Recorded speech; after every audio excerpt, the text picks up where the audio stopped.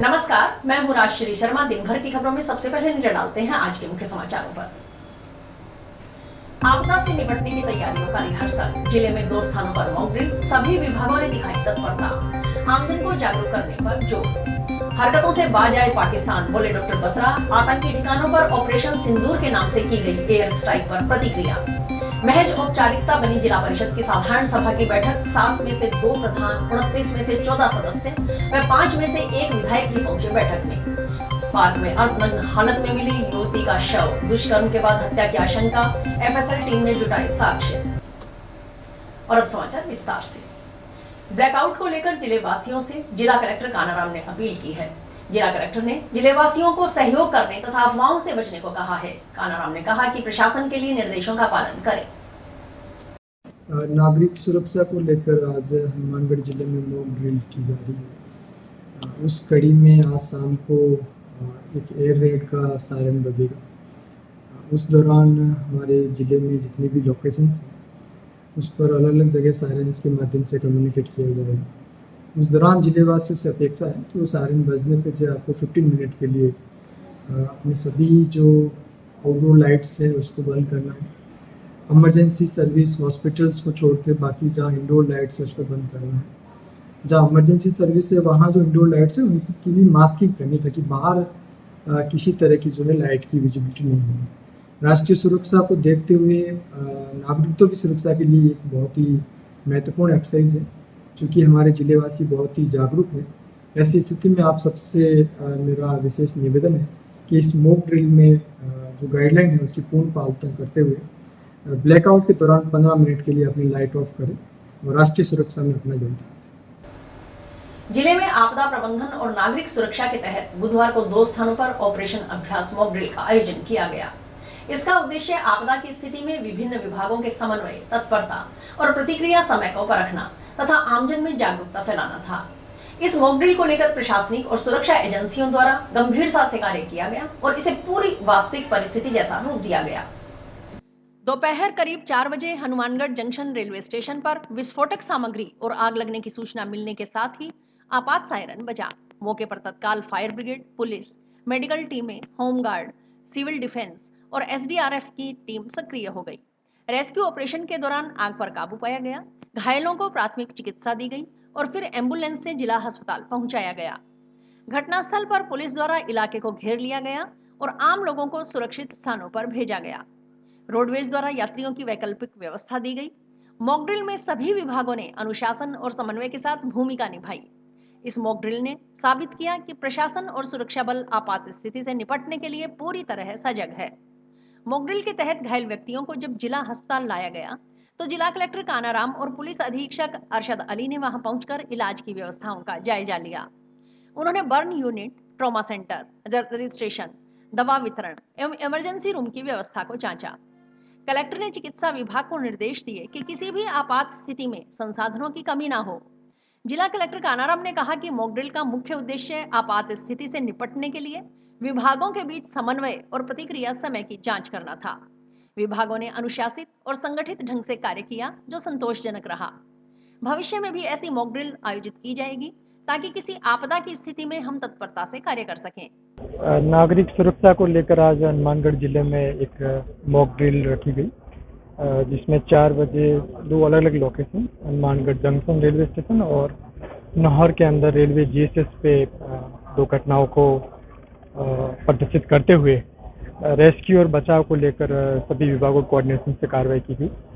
बड़ा ही effective response रहा है। सभी एजेंसी के जो कोऑर्डिनेशन रहे हैं उनको हम एनालिसिस करके और फर्दर और इसको स्ट्रेंथन करते हुए आगे नागरिकों की सुरक्षा के लिए बेहतरीन पुख्ता व्यवस्था करने का प्रयास। पुलिस अधीक्षक अरशद अली ने बताया कि हनुमानगढ़ एक सीमावर्ती जिला है। प्राकृतिक आपदा, तकनीकी दुर्घटना या बाह्य आक्रमण जैसी स्थिति उत्पन्न के मद्देनजर मॉक ड्रिल की गई। इस मॉक ड्रिल के माध्यम से हमने सुरक्षा बलों और आपातकालीन सेवाओं की तत्परता का परीक्षण किया, जो काफी सकारात्मक रहा। सभी विभागों के बीच तालमेल सराहनीय था। मॉक ड्रिल के दौरान जिला कलेक्टर, पुलिस अधीक्षक, ADM Umedilal Meena, ASP Janesh Tanwar, SDM Mangilal, CO city Meenakshi, CMHO doctor Navneet Sharma सहित अन्य अधिकारी उपस्थित रहे। मौके पर रोडवेज द्वारा बसों की व्यवस्था भी करवाई गई थी, ताकि रेस्क्यू के बाद नागरिकों अन्यत्र भेजा जा सके।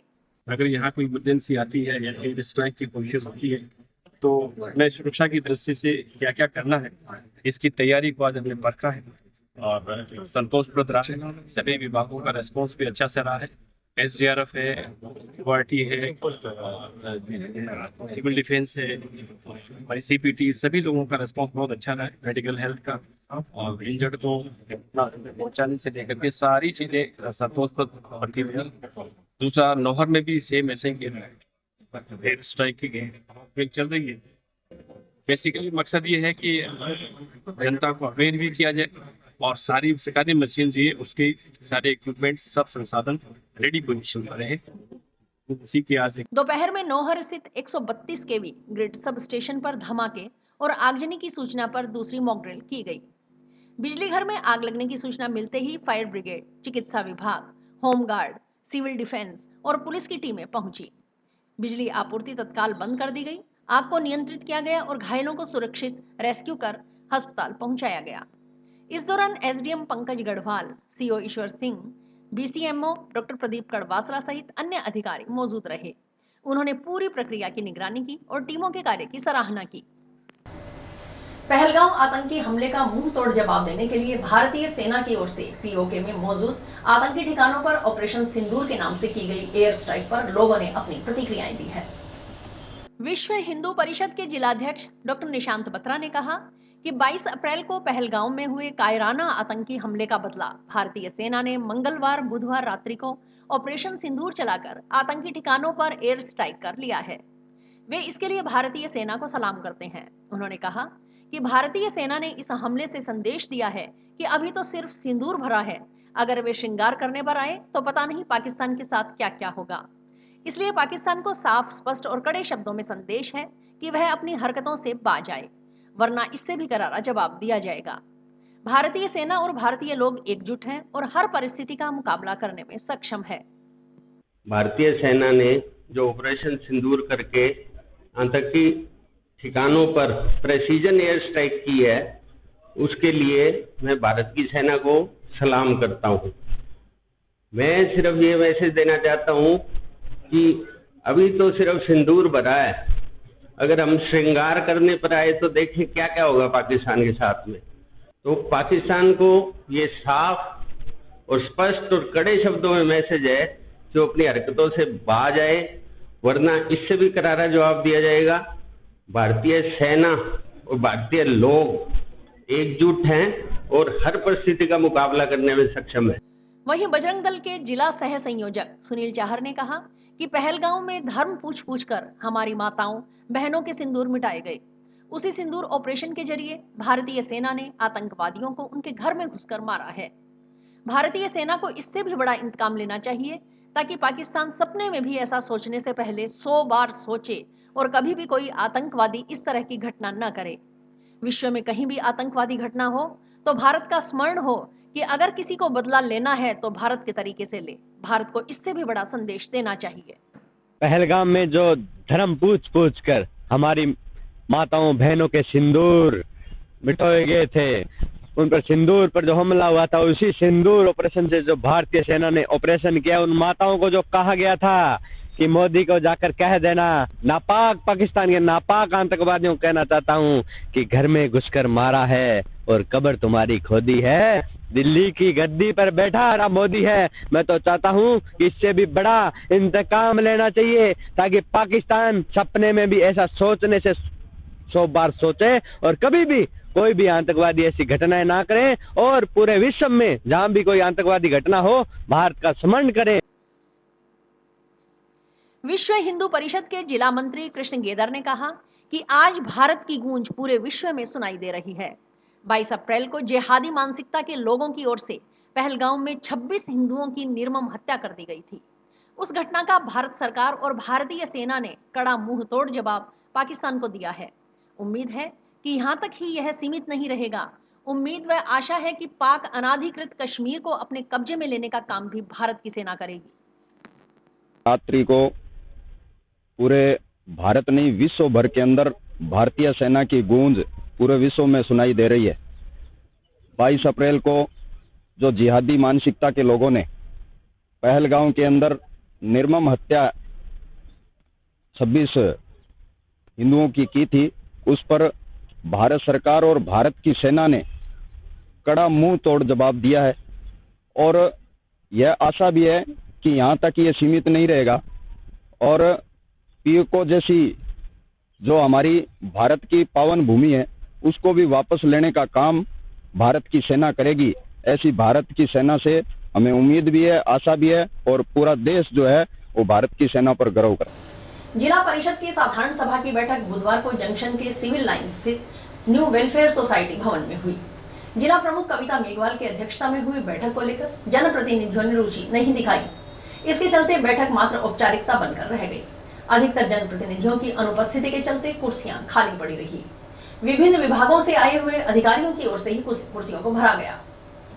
हनुमानगढ़ जिले की कुल 7 पंचायत समितियों में से मात्र नोहर और टीबी पंचायत समिति के ही प्रधान बैठक में पहुंचे।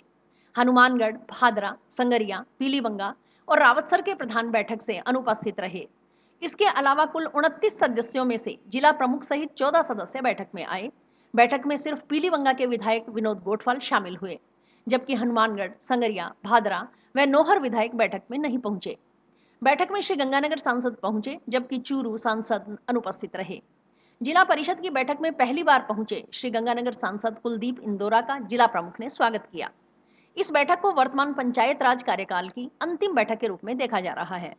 बैठक में जिला परिषद सदस्य मनीष गोदारा ने ग्रामीण क्षेत्र में नहरों में आ रहे जहरीले पानी का मुद्दा उठाते हुए कहा कि इस पानी को पीने से कैंसर जैसी गंभीर बीमारियां फैल रही है। उन्होंने घर में खड़े वाहनों के भारतमाला रोड पर बने टोल प्लाजा पर टोल कटने, हनुमानगढ़ सूरतगढ़ 4 लेन सड़क के क्षतिग्रस्त होने के बावजूद टोल वसूलने सहित कई अन्य मुद्दे उठाए। आज जिला परिषद की अहम बैठक में हमारे ग्रामीण क्षेत्र में जो नहरों में जो गंदा पानी आ रहा है, जहरीला जो पानी चल रहा है, उसकी वजह से गांव में कैंसर जैसी गंभीर बीमारियां फैल रही है। उस बात को लेकर और भारतमाला के ऊपर जो भारतमाला रोड बनी है उसके ऊपर लोगों की गाड़ियां घर पे खड़ी हैं और उनके टोल कटते जा रहे हैं। अवैध तरीके से जो दादागिरी चल रही है भारतमाला रोड के ऊपर, उसके खिलाफ। और दूसरी बात, जो हनुमानगढ़ से लेकर सूरतगढ़ तक जो रोड बनी हुई है वो रोड भी नहीं है और उसके ऊपर टैक्स लग रहा है, लोगों की जेबें काटी जा रही है। रोड सारी टूटी पड़ी है, उसके बाद में भी टोल लग रहा है लोगों का। उस रोड के ऊपर जब ये रोड नहीं बनी थी उस टाइम 12,000 पेड़ पौधे उस पर लगने के लिए जो मंजूर हुए थे, वो वहाँ पे एक भी पेड़ नहीं है। लाखों रुपए का इन अधिकारियों ने गबन किया उसके अंदर। उस बात को लेकर और ग्रामीण क्षेत्र में आ रही सरकारी हॉस्पिटलों में कर्मचारियों की, सरकारी विद्यालय के अंदर चपरासी की समस्या को लेकर, और अभी जो हनुमानगढ़ के अंदर हमारे लिए सबसे बड़ी बात थी कि जयपुर के एसएमएस हॉस्पिटल से ज्यादा यहाँ पे घुटना का जो प्रत्यारोपण, जो हड्डियों से संबंधित बीमारियों का जो हनुमानगढ़ जिले के अंदर जो इलाज हो रहा था, एक राजस्थान में सबसे बड़ी देन थी हनुमानगढ़ जिले का जो हॉस्पिटल है, उसके अंदर जो प्रत्यारोपण का काम रोक दिया गया। उन बातों को लेकर भी उसके पीछे किसकी साजिश है जो ये काम रोका गया। बैठक के बाद मीडिया से बात करते हुए नोहर पंचायत समिति प्रधान सोहन ढिल ने कहा कि जिला परिषद की साधारण सभा की बैठक मजाक बनकर रह गई। इसका कारण जिला परिषद सदस्यों की ओर से उठाई गई समस्याओं को जिला स्तर के अधिकारियों की ओर से गंभीरता से नहीं लेना है। जिला परिषद सदस्यों ने 4 साल पहले जो समस्या पहले बैठक में उठाई, वही समस्या कार्यकाल पूर्ण होने के अंतिम समय में भी उठाई जा रही है। उन समस्याओं का समाधान नहीं हुआ। इससे अंदाज लगाया जा सकता है कि जनप्रतिनिधियों की समस्याओं के समाधान के लिए अधिकारी कितने गंभीर है। जिला कलेक्टर और पुलिस अधीक्षक बैठक में नहीं पहुंचे। सहायकों को बैठकों में भेज दिया जाता है, उन्हें किसी प्रकार की जानकारी नहीं होती। जनप्रतिनिधियों के लिए जल जीवन मिशन जी का जंजाल बनकर रह गया है। इससे भयंकर भ्रष्टाचार हो रहा है। कांग्रेस के राज में अगर कांग्रेस के किसी जनप्रतिनिधि से कोई काम गलत हो गया हो तो इसका मतलब यह नहीं कि वर्तमान के राज में वह गलत करेगा। हमने कोई काम अधूरा छोड़ दिया है तो इसका मतलब यह नहीं कि वर्तमान की सरकार उसे कभी पूरा ही नहीं करे। सत्ता पक्ष के सदस्यों का इस तरह का सोचना गलत है। उन्होंने कहा कि जिला स्तर के अधिकारी इस बैठक के प्रति गंभीर नहीं है। यह बैठकें मात्र औपचारिकता बनकर रह गई हैं। आने वाले समय में अगर यही हाल रहे तो जिला परिषद और पंचायत समिति की बैठक ही बंद हो जाएगी। राजस्थान का ब्यूरोक्रेट भी यही चाहता है कि ऐसा कोई सदन न रहे जहां कोई जनप्रतिनिधि उनसे सवाल जवाब मांगे। से लेकर अतुल तक आपने पूरे गांव के अंदर से रोड बनाई है और आप ये जवाब ऐसा देना चाहते हैं? मतलब क्या इस बात का देखने पे क्या मतलब? फिर आप क्या वहां के आगे जवाब दे रहे हो? जब ऐसे जवाब दे रहे हैं पहली बात तो आपको बोलने की मिल कैसी बीच में किसने नाम किया आपको तो तरीका नहीं सर ऐसी जवाब दे रहा है एक एक्शन ऐसी लेवल का बात के बीच में आगे जवाब दे ये बैठक बुलाई गई जिला प्रमुख महोदय द्वारा, जो इस पंचायत राज वर्तमान कार्यकाल की शायद अंतिम बैठक हो। अब आज आपने उपस्थिति देखी होगी, जिला परिषद के सदस्य, प्रधान साथी, विधायक, कितने लोग आए। एक मजाक बन के रहेगी जिला परिषद की बैठक। इसका कारण यह है कि जिला लेवल के जो अधिकारी हैं वो जिला परिषद के सदस्यों द्वारा उठाई गई समस्याओं को सीरियसली लेते नहीं, गंभीरता से लेते नहीं। एक बार, 2 बार, 3 बार, 4 साल तक जो मेंबर होते रहे, पहली मीटिंग पे जो समस्याएं उठाई वही आज उठाई जा रही हैं, उनका समाधान नहीं हुआ तो फिर मेंबर किस लिए आए इस बैठक। मैंने गत बैठक में कहा था कि जिला परिषद की बैठकें मजाक बनती जा रही हैं। जंक्शन के पौष एरिया दुर्गा कॉलोनी स्थित परशुराम वाटिका में बुधवार सुबह एक युवती का अर्धनग्न हालत में शव मिलने से सनसनी फैल गई। युवती का शव परशुराम वाटिका में बनी पानी की टंकी के नीचे पड़ा हुआ था। सूचना मिलने पर सीओ सिटी मीनाक्षी व जंक्शन थाना प्रभारी लक्ष्मण सिंह राठौड़ टीम के साथ मौके पर पहुंचे। एफएसएल की टीम ने मौके से साक्ष्य जुटाए। शव के पास से मिले मेडिकल दस्तावेज से मृतका की पहचान हुई। पुलिस ने युवती का शव कब्जे में लेकर जिला अस्पताल के मोर्चरी कक्ष में भिजवाया। वार्ड के निवर्तमान पार्षद हिमांशु महर्षि के अनुसार बुधवार सुबह करीब 6:15 बजे वार्ड की एक महिला परशुराम वाटिका में घूमने के लिए आई तो उसने उक्त युवती को मृतावस्था में देख आसपास के लोगों को सूचना दी। वे मौके पर पहुंचे तो नग्नावस्था में युवती का शव पड़ा था। उन्होंने इसकी सूचना पुलिस थाना में दी। इस युवती को आसपास के लोगों ने परशुराम वाटिका में मंगलवार की शाम व रात्रि को एक पुरुष के साथ देखा था। महर्षि ने कहा कि पौष एरिया में इस तरह की घटना होना पुलिस प्रशासन के लिए शर्मनाक बात है। उन्होंने कहा कि परशुराम वाटिका नशेड़ियों का अड्डा बनकर रह गई है। कई बार पुलिस प्रशासन को अवगत करवाया गया लेकिन कोई ठोस कदम नहीं उठाया गया। पूरा दिन युवक युवतियां यहां बैठे रहते हैं। उन्होंने पुलिस प्रशासन से मांग की है कि भविष्य में इस तरह की घटना की पुनरावृत्ति न हो। इसके लिए पुलिस प्रशासन को उचित कदम उठाना चाहिए। सुबह लगभग 6:15 के पास वार्ड में परशुराम वाटिका के अंदर मोहल्ले की लेडीज शेयर करने आती हैं। उनमें से किसी ने ये डेड बॉडी देखी गया तो संदिग्ध अवस्था में पड़ी थी। तब यहीं से पार्क के पास से किसी के घर से मेरे पास फोन आया। जैसे इतने में आप जैसे पत्रकार साथी भी आ गए थे और पुलिस प्रशासन भी तो आ गया था। आपके माध्यम से इस पार्क के लिए पहले भी बहुत बार निवेदन किया हुआ है। ये पार्क नशेड़ी प्रवृत्ति के लोगों का अड्डा बन गया है क्योंकि इस पार्क की अवस्था इतनी जर्जर हालात में है, कोई भी आके बैठता तो मतलब इस पार्क में ज्यादा लोग आते नहीं है। और ये ऐसी घटना दुर्गा कॉलोनी जैसे एरिया में होनी बहुत ही गलत बात है। सीओ सिटी मीनाक्षी ने कहा कि बुधवार सुबह सूचना मिली कि जंक्शन की दुर्गा कॉलोनी स्थित परशुराम वाटिका में बनी पानी की टंकी के नीचे एक युवती का शव संदिग्धावस्था में पड़ा है। युवती अर्धनग्न हालत में है और उसके साथ किसी तरह की घटना कर उसका मर्डर किया गया है। इस पर एफएसएल टीम को मौके पर बुलाकर प्रथम दृष्टया मिले साक्ष्यों को जुटाया गया। प्रथम दृष्टया गला दबाने से या दम घुटने से युवती की मौत होने की बात सामने आई है। युवती की नाक से खून निकला हुआ था। आसपास लगे हुए सीसीटीवी कैमरों की फुटेज चेक की जा रही है। मौके पर एकत्रित लोगों से पता चला कि मंगलवार की शाम को उक्त युवती एक युवक के साथ पीपल के पेड़ के पास बैठी थी। फिलहाल युवती के शव को जिला अस्पताल के मोर्चरी कक्ष में भिजवाया गया। सीओ के अनुसार शव के पास से कुछ मेडिकल के दस्तावेज मिले हैं। इससे मृतका की पहचान खुंजा जंक्शन निवासी के रूप में हुई है। युवती के परिजनों को सूचना दी गई है। परिजनों की रिपोर्ट के आधार पर आगामी कार्रवाई की जाएगी। आज दिनांक मॉर्निंग में पता चला अभी घंटा भर पहले कि ये दुर्गा मंदिर के पास में परशुराम वाटिका है, जहाँ पे एक महिला है जो पानी की टंकी है उसके नीचे नग्न अवस्था में बॉडी है और बॉडी के पार्ट्स भी बने हुए हैं और मर्डर किया है। इसके संबंध में भी एफएसएल को टीम को बुलाया गया है, मोबी को भी बुलाया गया है और मौके से कुछ साक्ष्य जुटाए गए हैं। प्रथम दृष्टया जो महिला के कुछ मेडिकल के दस्तावेज मिले हैं, जैसे राजकीय हॉस्पिटल ट्रीटमेंट चल रहा हो तो उसमें उसका नाम है जो वीरपाल कौर आ रहा है। तो उसके संबंध में पता लगाया जा रहा है। प्रथम दृष्टया ये कि महिला शायद खुंजा ही रहने वाली है। तो उसके परिजनों को अभी एक बार इन्फॉर्म किया है। जैसे ही वो आते हैं अभी बॉडी को मोर्चरी में शिफ्ट करवा दिया कार्रवाई की जाएगी। राजस्थान कर्मचारी चयन बोर्ड जयपुर की ओर से हाल ही में वाहन चालक सीधी भर्ती 2024 के अंतर्गत 2756 पदों के लिए विज्ञापन जारी किया गया है। यह भर्ती सामान्य प्रशासन विभाग के माध्यम से राजस्थान राज्य के विभिन्न विभागों एवं अधीनस्थ कार्यालयों में की जानी है। इस संबंध में जिले भर में वर्षों से संविदा पर कार्यरत वाहन चालकों में उत्साह के साथ चिंता की भावना भी देखने को मिल रही है। वाहन चालक संघ हनुमानगढ़ ने इस भर्ती प्रक्रिया को लेकर मुख्यमंत्री को जिला कलेक्टर व सांसद के माध्यम से ज्ञापन प्रेषित किया है। ज्ञापन में मांग की गई कि पिछले 5 वर्षों से विभिन्न सरकारी विभागों में संविदा पर कार्यरत वाहन चालकों को इस नई भर्ती प्रक्रिया में प्राथमिकता दी जाए। संघ का कहना है कि ये चालक वर्षों से शासन प्रशासन की सेवा में है और उन्होंने अपने कार्य में निष्ठा एवं अनुशासन का परिचय दिया है।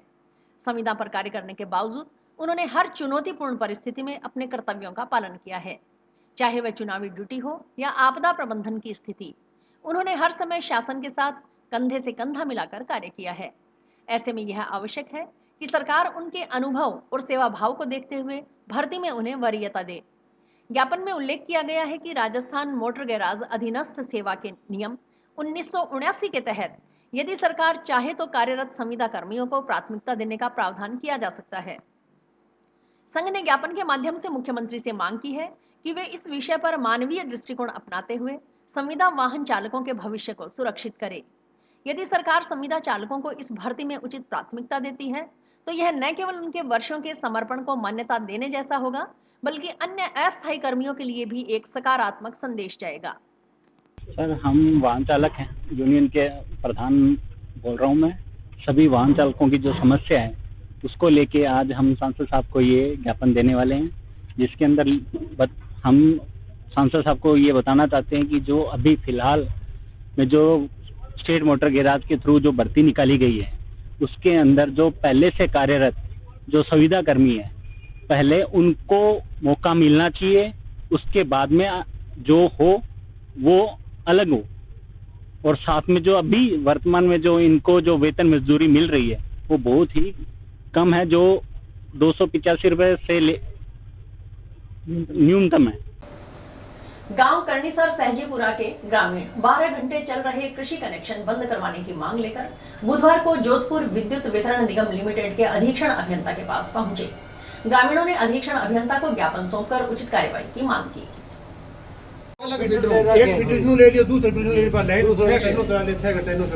जगह वही है जिथे ट्यूबवेल लग गया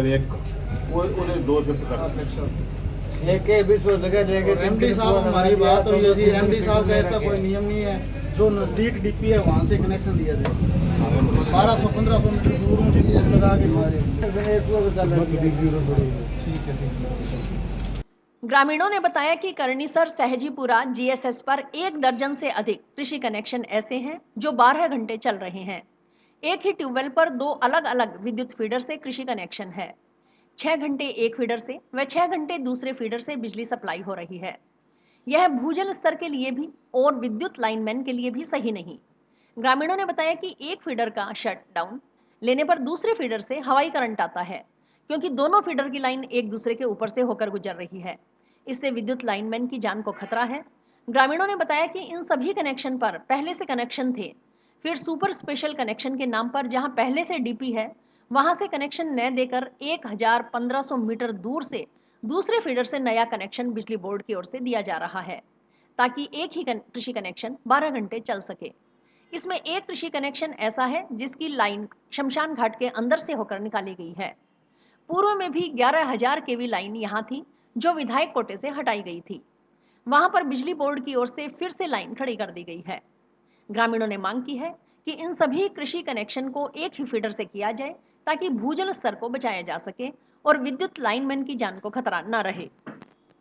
जी ग्राम पंचायत करनीसर सहजीपुरा से हमारी पंचायत में क्या है जी, एक की कृषि कनेक्शन है जो उस पे 2 कनेक्शन दे रखे हैं। एक तो रोई फीडर से दे दिया, एक अदर फीडर से दे दिया और 12 घंटे ट्यूबवेल चल रहे हैं जी।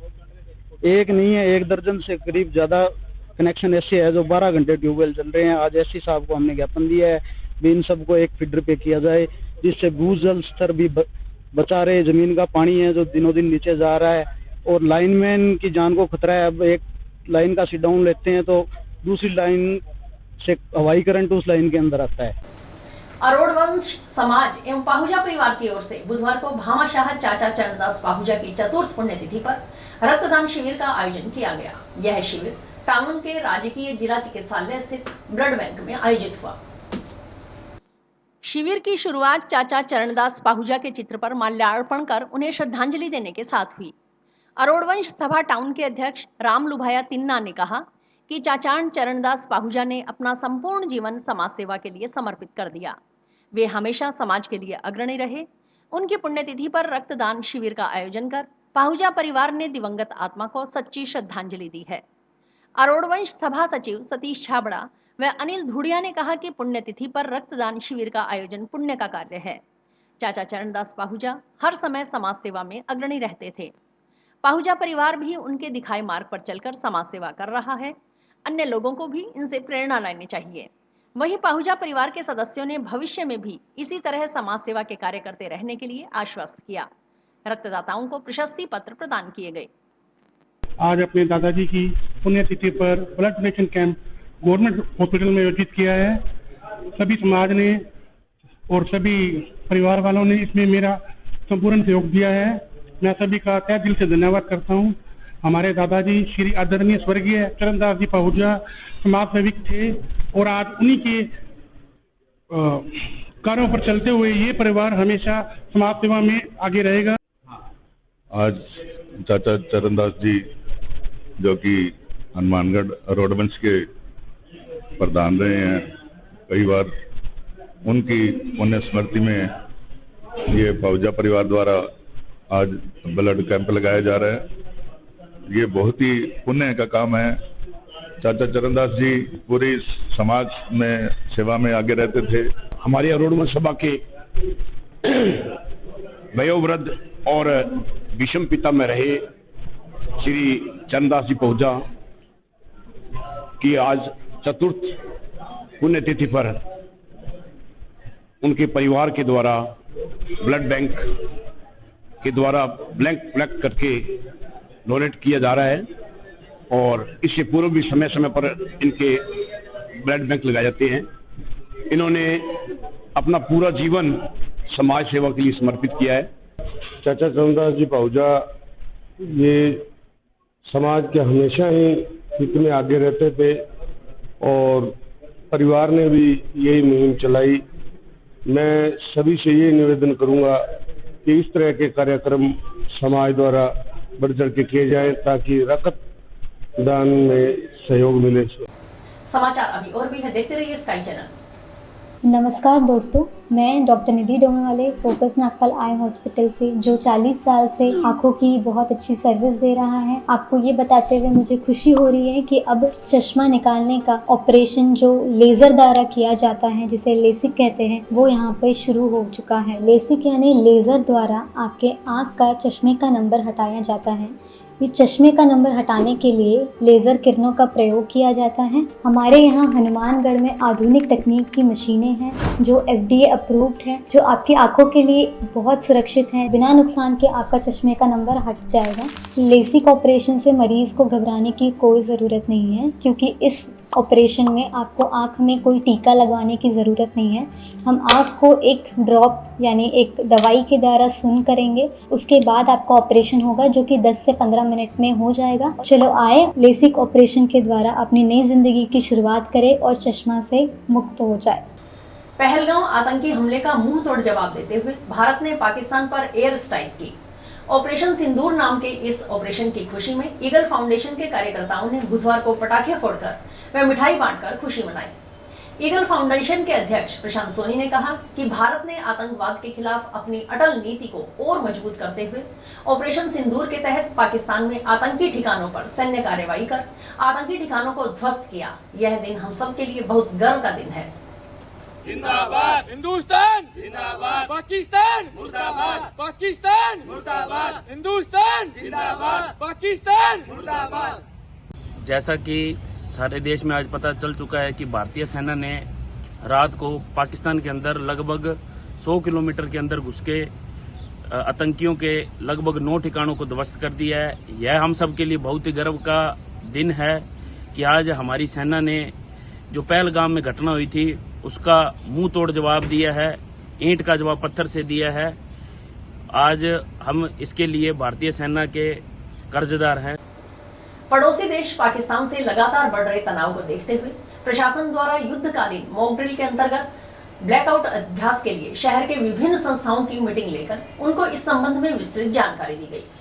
यहाँ पंचायत समिति सभागार में आयोजित इस बैठक में एसडीएम पंकज गढ़वाल ने व्यापार मंडलों, संस्थाओं, धार्मिक स्थलों, होटल, रेस्टोरेंट व नागरिकों को राष्ट्रीय सुरक्षा एवं आपदा प्रबंधन की तैयारी के तहत युद्धकालीन मॉक ड्रिल के लिए आवश्यक दिशा निर्देश दिए।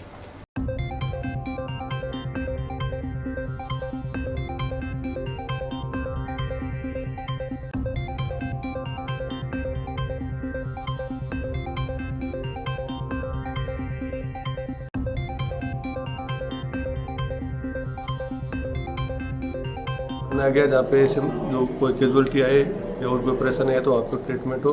और अभी डॉक्टर साहब ने बताया कि डॉक्टरों की छुट्टियाँ में कैंसिल है, तो सभी प्रशासन। और इसके साथ समाचार समाप्ति। रोजाना देखते रहिए समाचार। नमस्कार।